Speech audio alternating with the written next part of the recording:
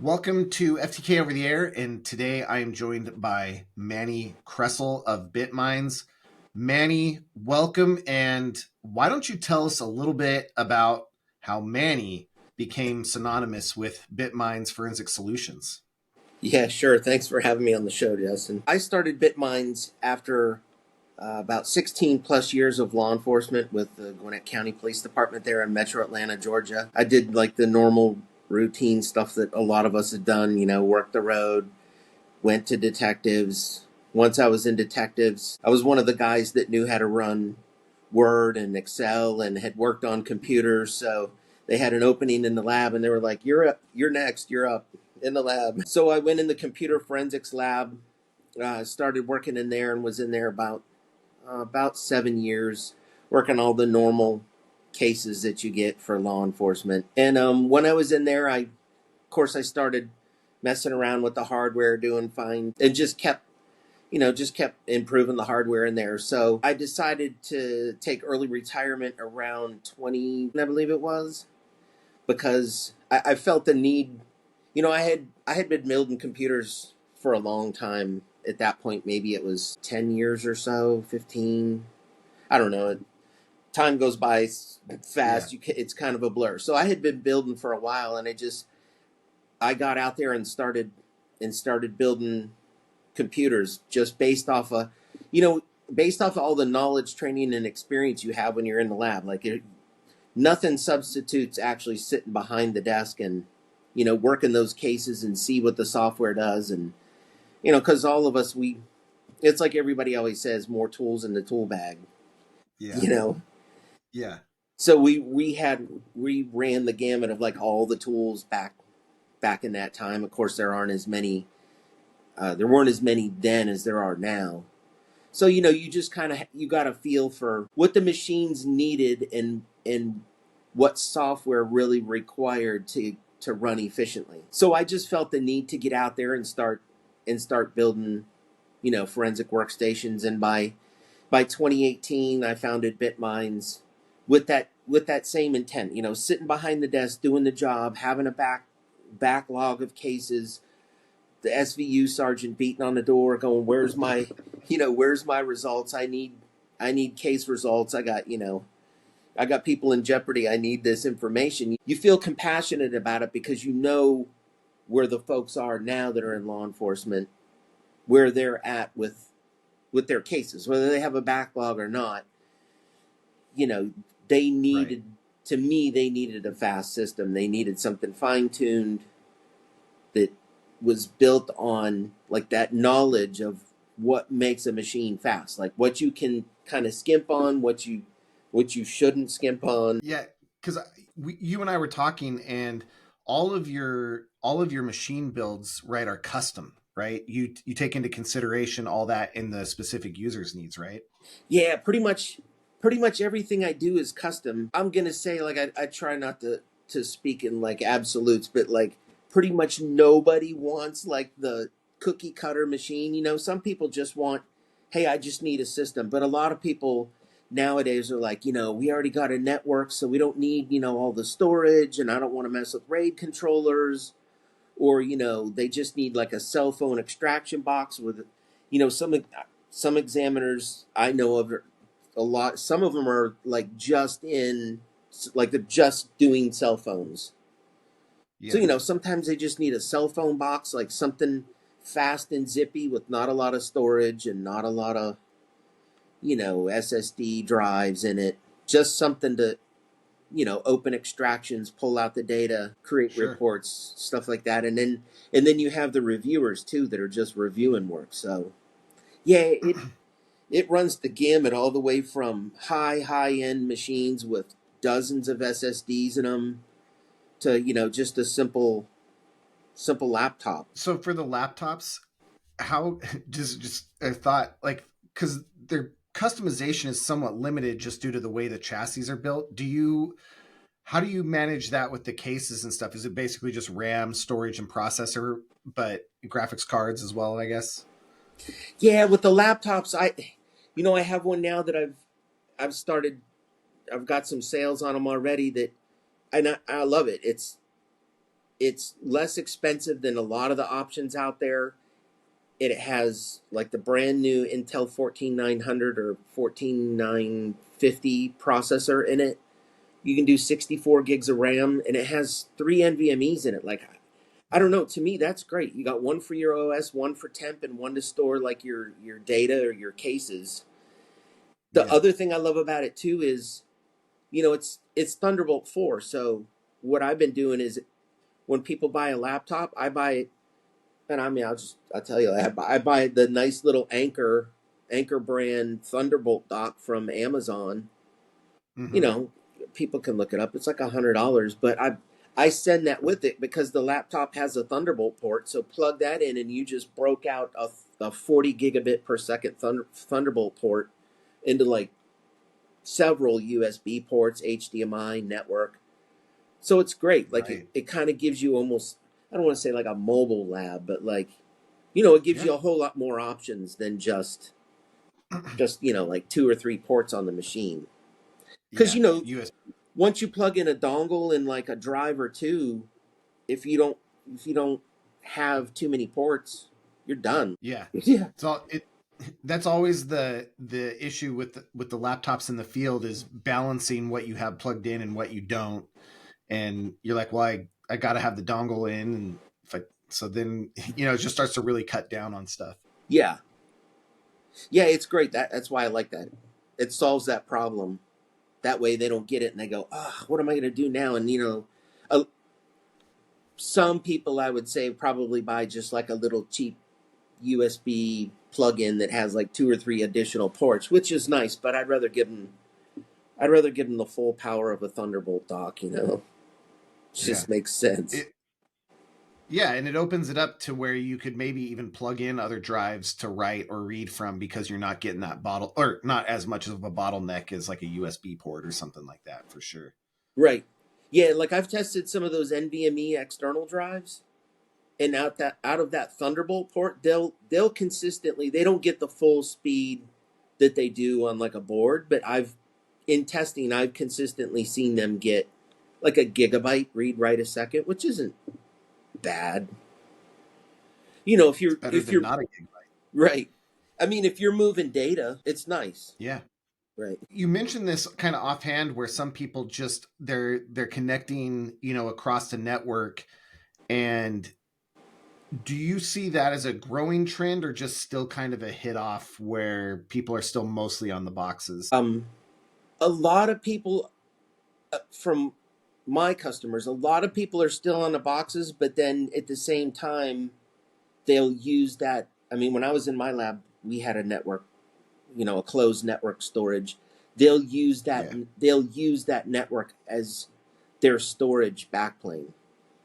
Right. I know in the past some folks have tried to like utilize a storage backplane as like a processing drive, and that Mhm. that doesn't pan out so well on on a lot of the cases. Not all, but like a lot of the cases, it's just not fast enough. That gigabit port isn't fast enough, and I've even had reports where some folks that have had like a 10 gigabit backplane, the drive speeds aren't good enough. And I think it would probably depend. It also comes down to like the software, not to Yeah. not to toot the horn for any particular software, but like some software's got a lot of IOPS, like it's heavy read write, constant back forth. Yeah. So yeah, I still think network it's good, but I don't know. I don't think it's like prime time ready as like back, like as storage. Now if you do it, I've done it successfully and it's outstanding, especially with like Xtero with like FTK, like direct attached storage. It's phenomenal. That's where it's at. Like if Yeah. you need storage backplanes, that's it.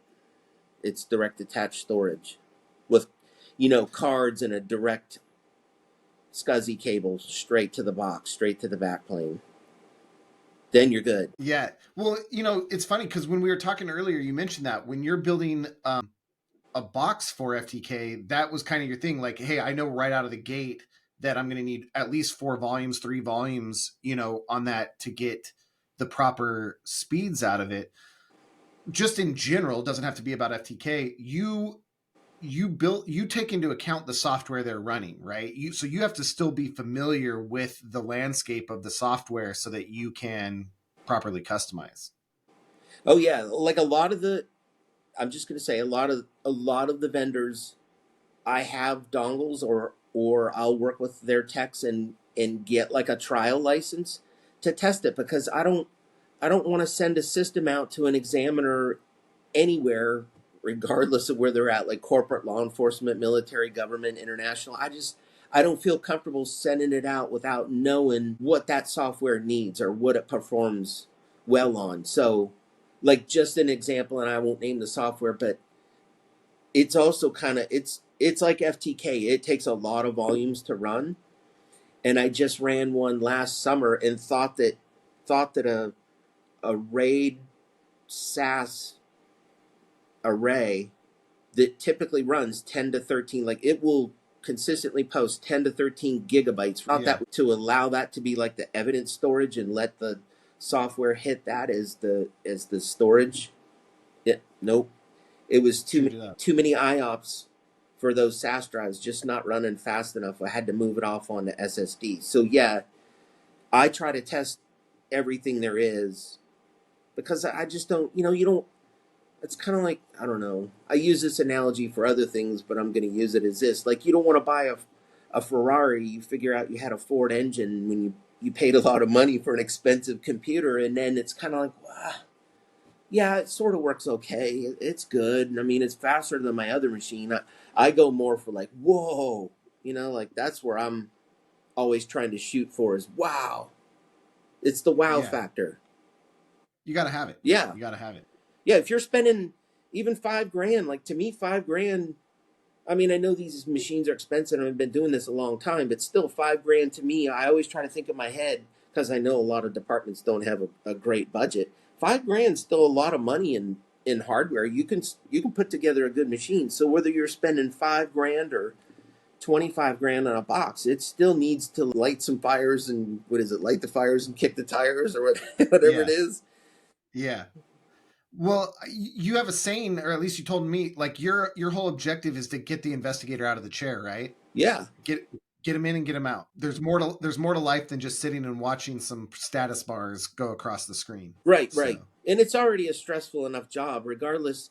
Like, I mean, we all know what it is. Like, examiners are working CSAM, but I mean, nobody wants to really sit and work homicide cases either. I mean, we do it because that's where our heart's at. Like, we're devoted to it in the industry, but it's not pleasant. Somebody has to do the job, but just, I guess my thing is get through that case fast so you can like have a break and get on to the next one. When we were at our agency, sometimes we would work like a CSAM case, and then we'd take a break and do like a check forgery case where you're just tagging driver's licenses. Yeah. Those were actually kind of fun. Like, hey, I want one of those. I'll take one. Yeah.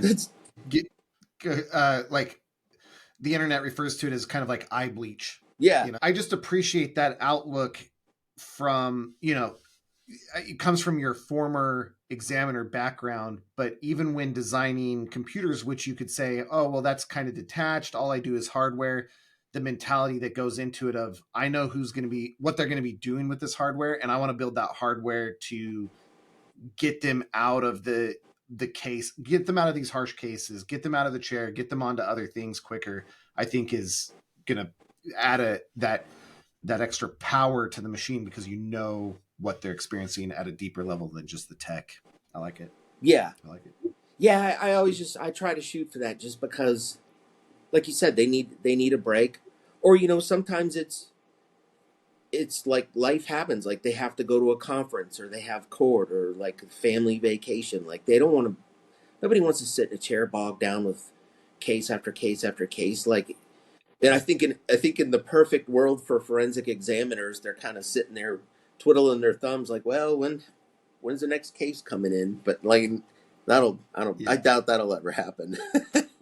That's not happening anytime soon. That's for sure. Right. So on that, you kind of talked about the price can be all over depending on what people want. If they just want, a cell phone box, they want a heavy computer box.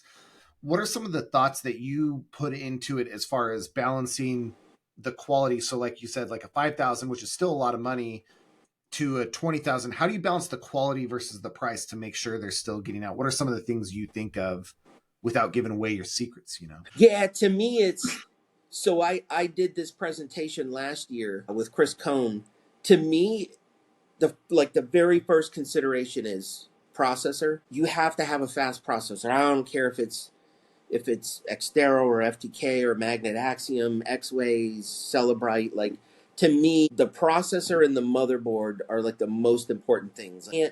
Expect you can't expect a Ferrari to run on a Ford engine. Like, you can't buy a cheap motherboard with NVMe slots that are not PCIe Gen 5 or at least PCIe Gen 4 and all the considerations involved in that. And then, there's other things like a higher end board will have like the Thunderbolt ports or faster USB ports, or they'll have additional USB ports on the inside of the machine. So like those are the considerations like to keep is fast processor, then like at least get a couple volumes depending on what people have to spend.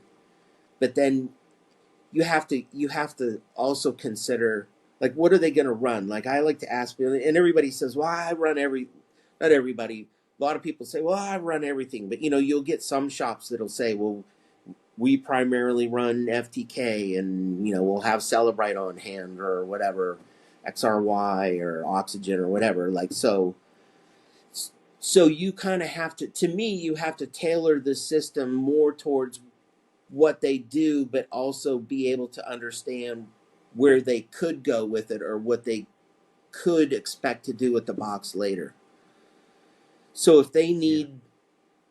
need multiple drives past what's on the board, then you got to start thinking about RAID controllers, and then you have like PCI. So it gets into the higher level nerdy stuff. Like, do they have enough PCIe lanes for the machine? Can you put in more cards without something stepping down or shutting off on the board? Because some boards they may show they have like 5 NVMe slots, but not all of them are going to be PCIe 5.0. They might be one 5.0, two 4.0s, and one 3.0, and the speeds differ.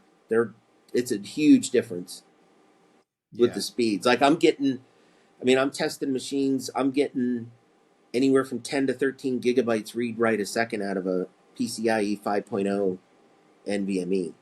So those are like the considerations, whether it's, somebody says, and I like to ask, I always hesitate to ask because I don't want people to think I know better. Like government doesn't have deep pockets like other people think government has deep pockets. I Yes. hesitate to ask, but I always like to ask because I need to know, like, like if they have $5,000, I need the good board, a good processor, and then figure out like the size of the volumes we can put in the machine to get you like at a good level where it's going to function where you want it to function, and not just Yeah. slap some parts on a board and say, here you go, turn it Right. on, hope it works. Hope it hope it works, man. Yeah.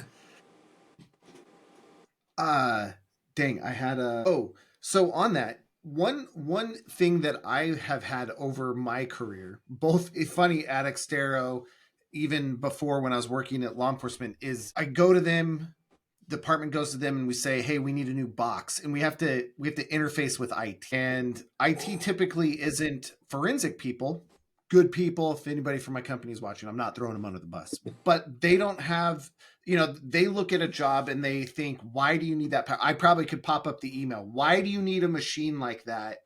Whatever. What is your advice for people that have to interface with IT departments on articulating why they need such beefy machines? Or what is your experience in dealing with these IT departments? Buy Rogaine because you're going to pull your hair out. Yeah. No, Jeez. we had that at my agency as well. Um, and it's the same thing. Like I just had it like a couple of weeks ago, and now I'm working on that examiner's box, finishing that one up because she basically had to submit.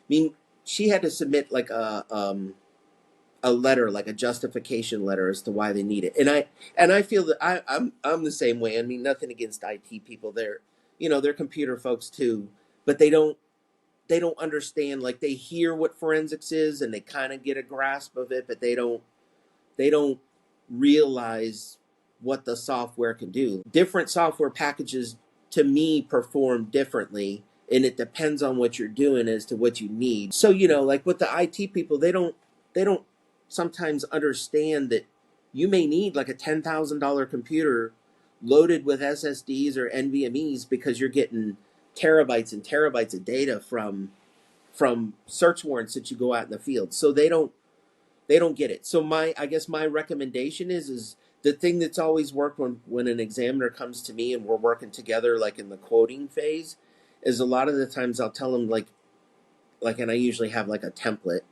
like a boilerplate template type thing, and Right. and just send that through to the IT person. Usually what happens is the examiner will give it to the sergeant or lieutenant. Lieutenant will go, "Hey, I'm going to walk down and take it to Bob," or whatever his name is, or Shirley, Yeah. and give her this justification and explain to them why my examiner needs that. And then the other thing too, and nothing against Dell, but a lot of the times these agencies or even companies are all on Dell computers because they have a contract with Dell.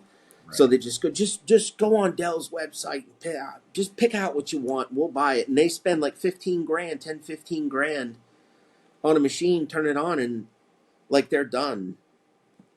I've heard so many horror stories, and again, nothing against Dell. Like, I mean, they make a decent box. They've been around forever, but Yeah. it's not a forensic computer. Yeah. It's good for it's good for admin work, hotels, universities. I mean, hospitals, not hotels. Well, maybe Yeah, hotels that as too. well. Yeah, Yeah, sure.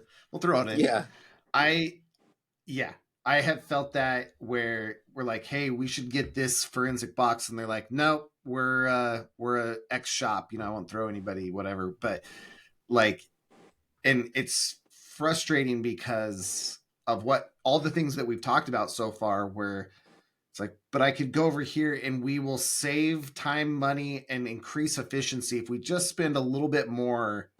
Because even if we spent the same amount of money, like with Bitmindz versus big box computer store, that money's going much better at Bitmindz due to just the way you build it. yeah. And I think I mean, I'm building. So I'll say below $4,000 computers right now. No, below five computers for, I guess I'll use the word agency for or a company that they're doing heavy graphics processing.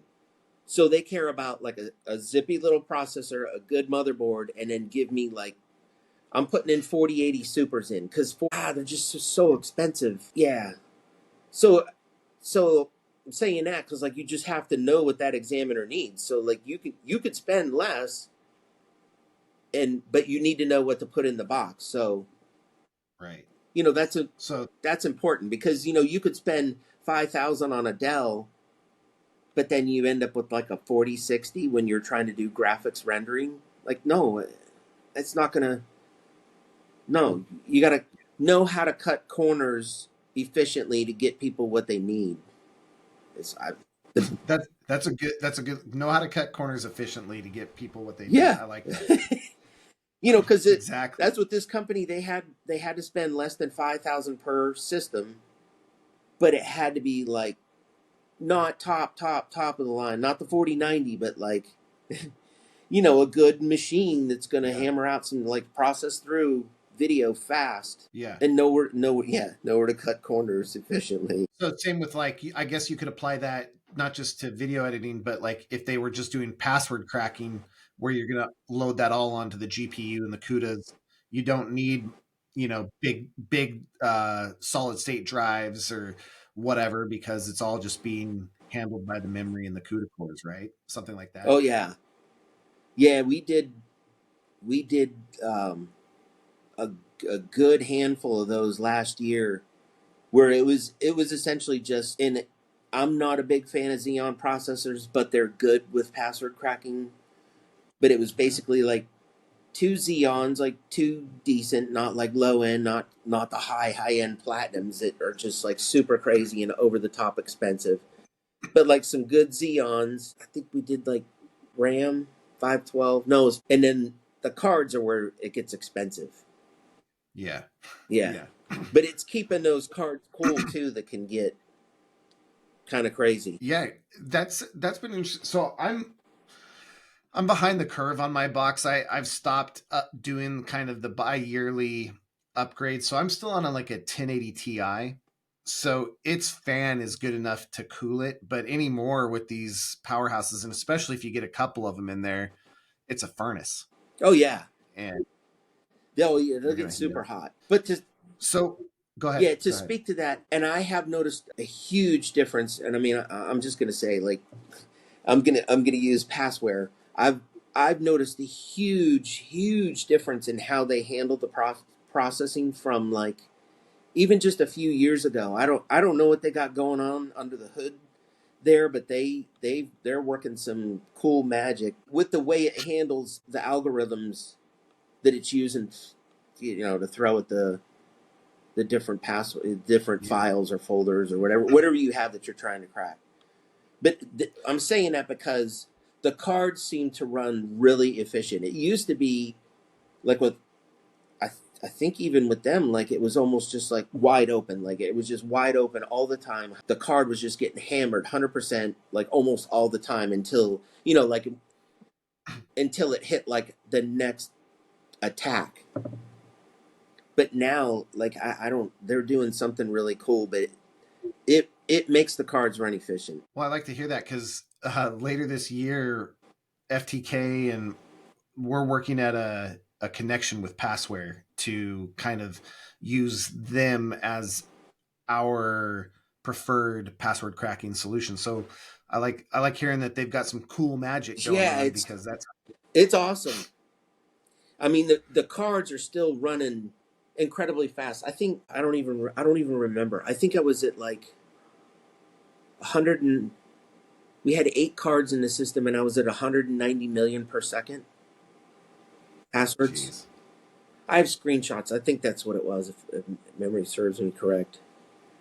Nice. Which was awesome. Like that's great for Yeah. law enforcement, military, government agencies where you're dealing with bad guys and you need to get into their stuff like now. Like nope. Yeah. And if even if with the efficiency, if you need to maybe heat up your room a little Yeah, bit here more. you go. It helps to be in a colder climate or something. Yeah. Well, speaking of that, when it comes to cooling these boxes, what do you go liquid or do you go air? Do you have a preferences? Does it depend? Yeah, for the processors, I use all liquid cooling. Every once in a while, somebody wants me to use like the passive cooling. I'm just Mm-hmm. not a big fan of it. Like when the Threadrippers, like maybe the 3000 series, they were bad with getting so hot that it would even what they call heat soak with liquid cooling, where basically like you're just circulating hot water over and over again. Like it couldn't even keep it Yeah. cool. So no, I go liquid cooling, and I use that as a standard, like the all-in-one liquid cooling, just because it just keeps the processor consistently cool. Like when I'm testing a machine after I get done building it, I'll typically run it like 3 days, maybe 4, but a lot of the times like 3 days, 4 days, and I'll use it. I'll use something that'll put the processor at like just to Yeah. see if it's going to overheat, shut down, crash, blue screen, all that while it's here, rather than after it gets out in the field. Like most examiners are probably not going to run the CPU at 100% unless they're using something like Passware. But then a lot of Yeah. the times with Passware, you're talking like GPU accelerated, if because a lot of their algorithms now, not all, but like a lot, are GPU accelerated. So Yeah. I'll a lot of the times I'll tell people shut off the CPU. I mean, it can handle it; it's not going to overheat it. But I don't know. The Yeah. GPUs are doing all the heavy lifting. But yeah, I do liquid cooling, and then I'm just a huge fan of Noctua fans. Like to me, they're just the Yeah. best out there. Like you're just not going to kill them. They run forever. I've had like one or two die over years and years of using them. Like they just, and when it's time to cool a system down, you can depend on like Noctua. Like it's just, I don't know. I don't like putting cheap fans in the system, RGB stuff. It's cool. Like RGB is cool and all, but I don't know. I'm not a big fan of like all the colored lights and stuff. That's just like I mean, a lot of the companies now are making good RGB fans, but I think a lot of vendors probably don't want to pay the price for a really good RGB fan, which is like $27 a piece. The Noctuas are, I mean, I consistently pay $25 each. So yeah, I almost usually have about $200 in fans in a system. I have a box somewhere in here. I bought a 6-pack of Noctua fans because I have my case for my personal machine is a B2 Spirit from I just forgot the name. It Yeah, starts with an A. I don't know. Oh, not a Roswell. It's a Roswell B2 Spirit. yeah, And I don't think they sell it anymore, but I bought this 6-pack of Noctua fans because whatever fans they put in it, are just the cheapos and they just die after. And so then I've just been replacing the cheap ones with the Noctuas, and yeah, yeah, so much better. So much yeah. better. Quieter, They're you higher know. end fans. They'll move now. Those will work for passive cooling, but I don't know. I just don't. I don't know. I just don't like that. I mean, some of the times those passive coolers, they're the size of a cantaloupe. Like they're huge. I don't know. To me, I have a problem like bolting that thing onto a processor. It's the size of a cantaloupe, and then you ship it with that thing just kind of. Yeah, cantilevered on it. Ah. I on my so I'm using water cooling this one, but on my previous build I had a Sigmatech Dark Knight. Oh I don't know yeah, if I know it. that thing. Yeah, Yeah, exactly what you're saying. Like shipping that thing, man. I can only imagine that just yeah, wrenching on it. yeah. So Those things are huge. That thing's like Thor's hammer. exactly, yeah. It's so massive. But have you? So here's kind of a funny question. I mean it half-heartedly, but what about building a system and just like completely submersing it in some neutral oil for cooling? What do you think about that? Yeah, that'd be cool, right? I've seen that. I usually go to supercomputing every year. They Yeah, hold it in different locations. This year is Atlanta. Last year was Denver, but they'll have that there, like the higher end. Like some of the vendors that are there, they have like probably a couple hundred vendors there, but not vendors like what we're doing. It's all high end nerdy right. stuff, and like the colleges are there, NASA's Yeah, there.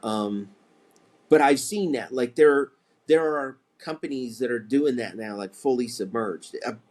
It would be super cool. It probably wouldn't be practical for law enforcement because they got them running. They got our law enforcement people running wide open between doing a search warrant. Hey, come out here. Hey, do this. Like they probably couldn't keep up with it, but they're doing that in the corporate sector, and with all the AI stuff that's coming out, like yeah, that's probably going to be the way to go with a lot of higher end computers because they're going to need, I feel like they're going to need massive arrays of processing power, whatever that equates yeah. to, whether it's solid state storage or processing storage, power. Have you started getting any questions on AI processing for your builds yet, or is that still maybe a little bit out?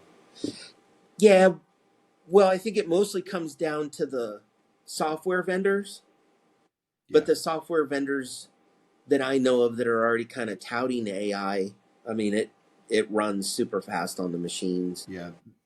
That's interesting because my thought about that, the whole submersion thing, while cool and definitely, well, literally cool, is the maintenance or whatever. Like, hey, we need to swap out a RAM stick, and you bring this gooey whatever out. Yeah, It's yeah. it is what it is. It I mean I have some video on my phone. It's super cool. Like I had the guy do it and I took a video. It's old. It's on my LinkedIn page, but maybe I don't know, maybe I'll repost it so anybody that's watching it'll be newer, more refreshed. But it is super cool. Right. Like it was like you think of it maybe like as a blade, like a I don't know, like a thin like you would think of as a box, like a thin like blade, and he literally, like, there was a handle at the top and pulled it out, and the water was all just dripping down from the thing. It was Interesting. super cool. And then a lot of the times, like literally super cool.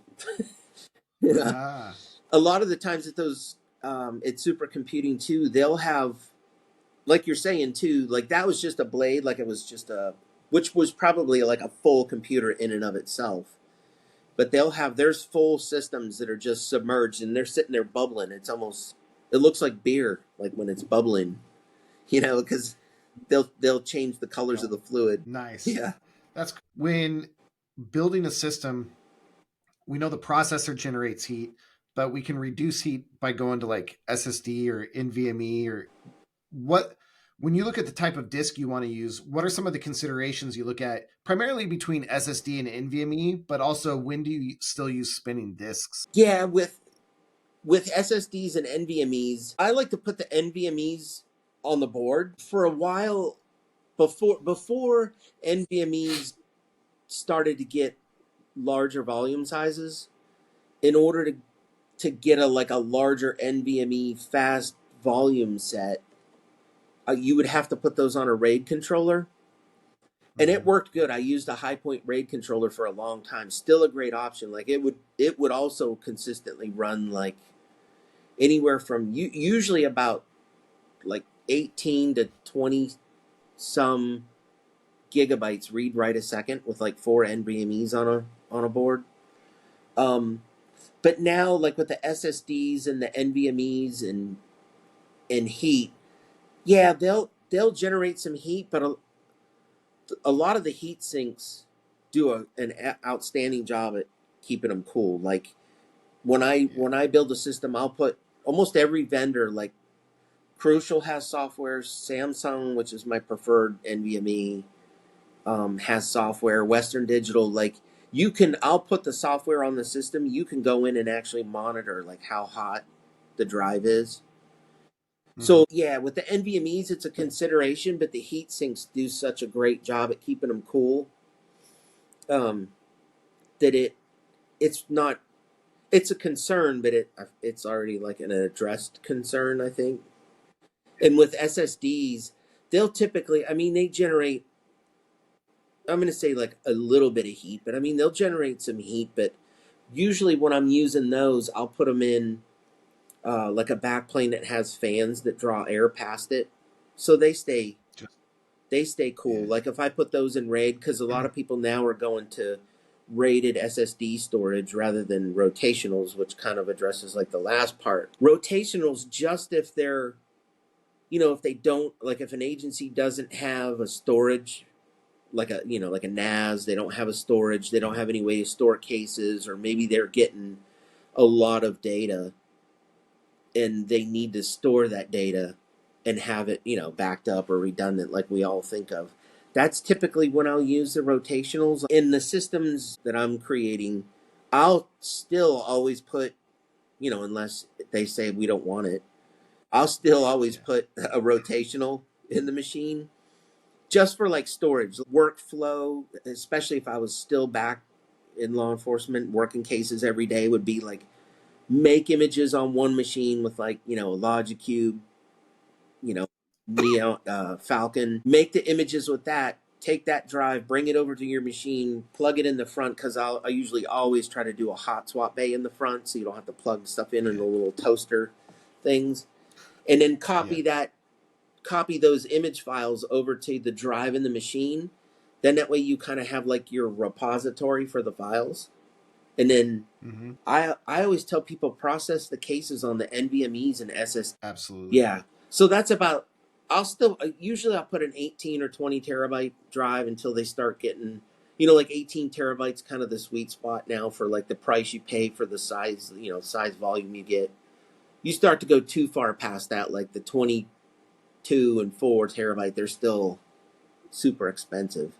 But 18 terabyte will hold a lot of data. Is and that's on a rotational 18 terabyte. Yeah. That's that's insane to me. The bit density that we're getting to now. Oh yeah. You know. Yeah. In Samsung, and I'll put a lot of them in the machines. Samsung, they have an 8 terabyte now, it's great, and that'll, I mean, to me, that'd hold. I would rather have two 8 terabyte SSDs in a machine than one 18 rotational. Yeah. Um, and I don't know, maybe just some other backup drive to save casework. But yeah, the 8 terabytes, they're reasonably priced. They're like $500 and something dollars. But you go too far past that, like Samsung. There's some 15 terabyte, 30 some terabyte. They're crazy, crazy expensive. They're like, they get into the thousands of dollars. Like nobody, I people have asked me to do that, and I'm like, no, don't do like 3 8 terabytes and For and this, put them yeah. in RAID and maybe get 16 terabyte in RAID 5 as opposed to Yeah. doing a 15 terabyte that costs you, $3,000 or something. I haven't looked at the price of them in a while. Well, and as a single point of failure, you know, Right. that thing that thing crashes out. Well, you just lost all 15. Where at least with depending on the raid you run, you get some redundancy and some safety net Yeah. there. And nowadays the RAID controller I'm using, it's PCIe 4.0. I mean, it's enterprise. Like the thing is pricey, it's expensive, but it's nice. It'll run SSDs consistently, like at the same speed the SAS drives do, like the 10 to 13 gigabytes read write a second. Mm-hmm. And so that whole like parity bit with RAID 5, like back in the late 90s, early 2000s, 2010s, where like RAID 5 was just a dog and it was slow and nothing worked and it Yeah. just crashed. Like that, those days are over with PCIe 4.0. If you use SSDs or SAS drives, like I kind of got away from Right. SATA unless I'm just doing the single. But I don't buy any. If I'm doing a RAID, it's SAS or SSD. Okay. Yeah, that's Nice. that's the way to go. But like I was saying, SAS isn't going to handle those heavy IOPS. Like I feel like I feel like even FTK would beat down. It's going to run fast, but I feel like it would beat down a SAS volume. You'd have to use SSDs. Yeah. Well, and that's what when I talk to people, that's what I recommend is hey, it's 2024, like just go SSD, NVMe, something like that, Yeah, something speedy. yeah, So one thing I wanted to ask you, we talked about in a call we had the other day, EV trucks and stuff and some funny things that have started to come out. As we kind of get towards the end here, what are some of your predictions for the future of forensic hardware?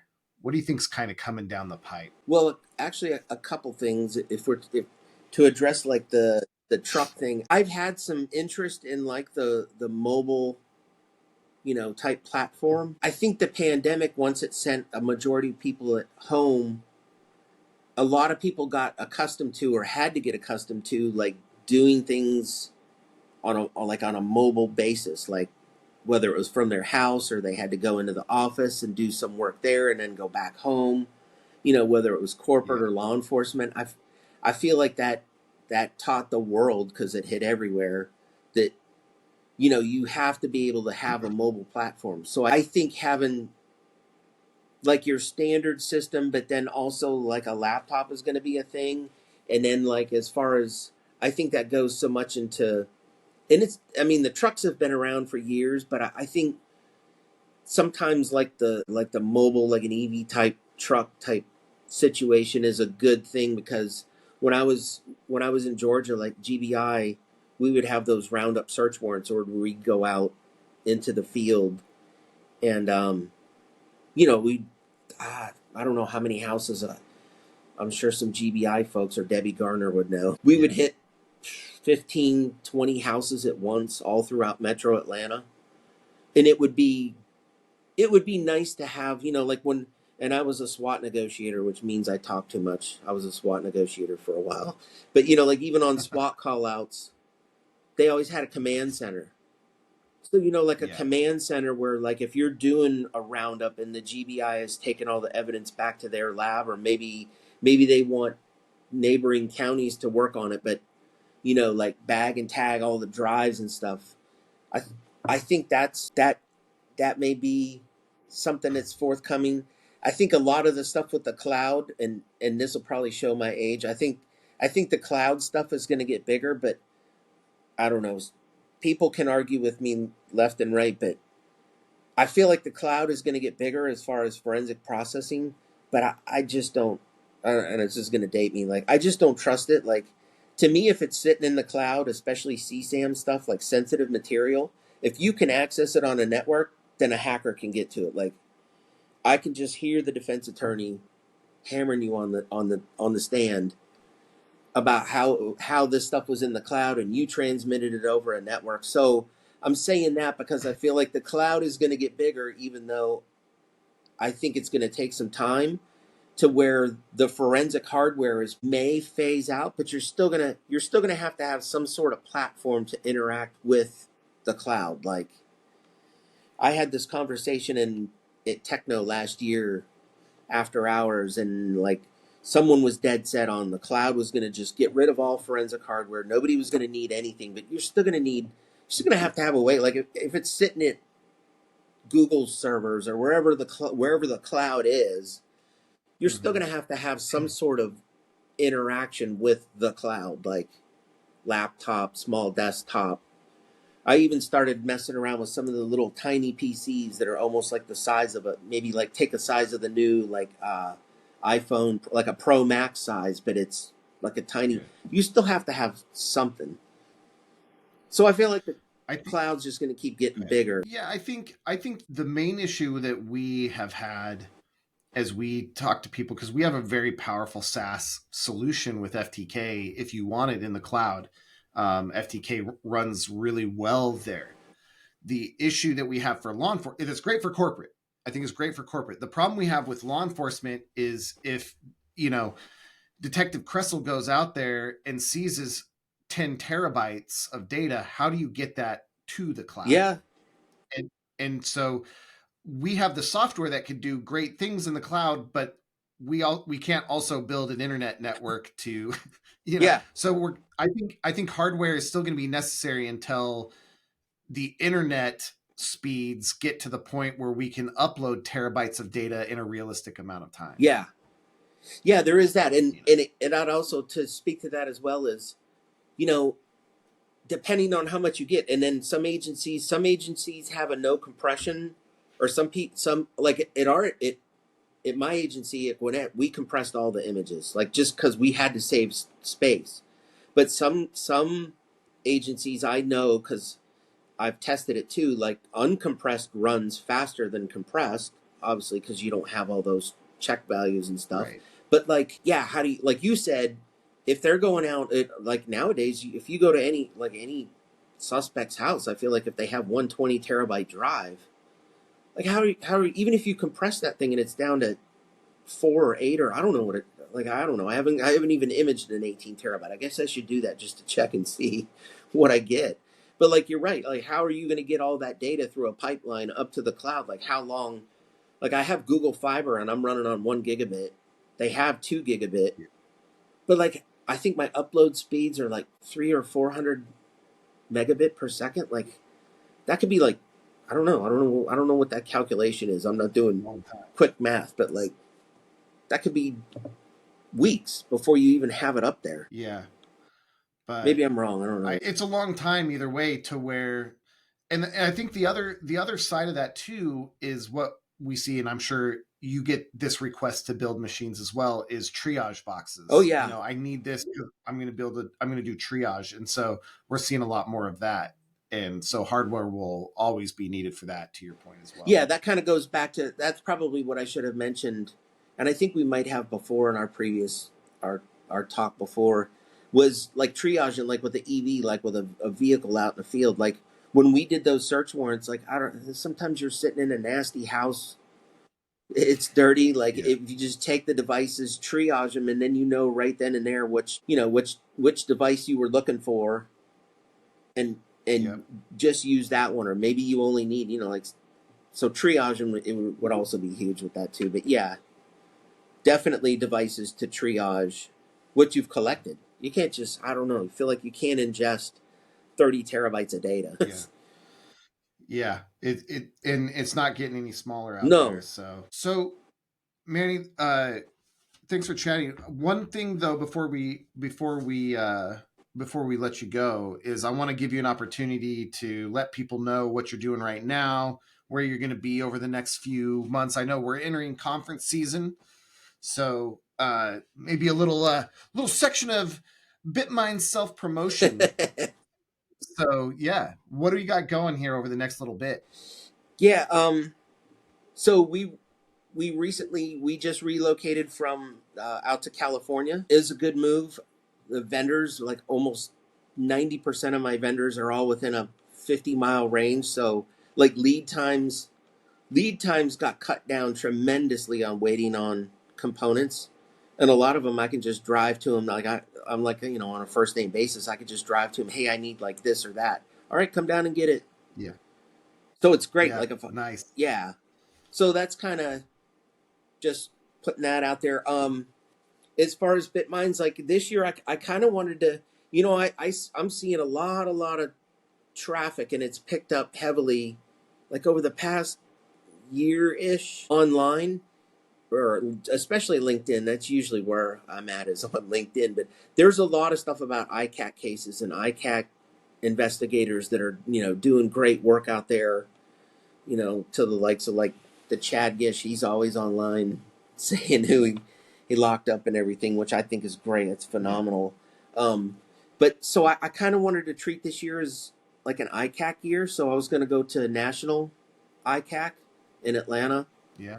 We're Mm-hmm. already signed up for Northwest ICAC in Seattle. Seattle, which is always a great conference. I mean, Yeah, that conference is phenomenal. This yeah, will be my yeah. 10th year, like short of the COVID year, going to that one. And then Florida ICAC.